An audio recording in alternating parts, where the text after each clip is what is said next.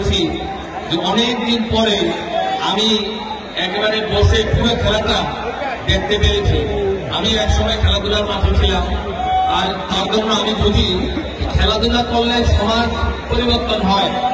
এই খেলাধুলার মাধ্যমে আগামীতে আরো আমি আজকের এই উপজেলা কমিটি অন্তত 2-3 মাস পর পর এরকম একটি খেলাধুলা, ফুটবল হোক, ক্রিকেট হোক, অন্যান্য যে কোনো খেলাধুলা, ব্যাডমিন্টন হোক, যেগুলো আমাদের এই হাইটের প্রচলিত খেলা, তাহলে আমাদের অনেক খেলোয়াড় তৈরি হবে।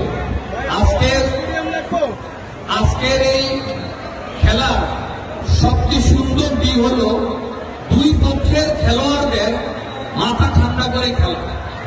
সাধারণত মাঠে খেলার গন্ডগোল হয় খেলোয়াড়রা যদি মাথা গরম করে।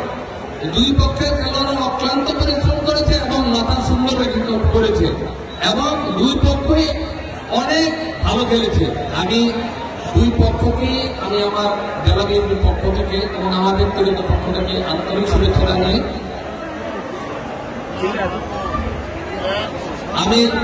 আমি সকলকে অনুরোধ করব, সকল নেতা কর্মীদেরকে, আপনারা আমাদের নেতা তারেক রহমানের যে নির্দেশনা, যে এলাকায় শান্তি শৃঙ্খলা বজায় রাখার জন্য যা যা করণীয় দরকার সকল মাথায় আপনারা করবেন।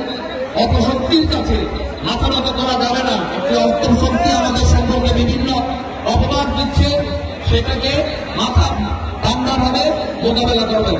সবাইকে ধন্যবাদ। আসসালামু আলাইকুম।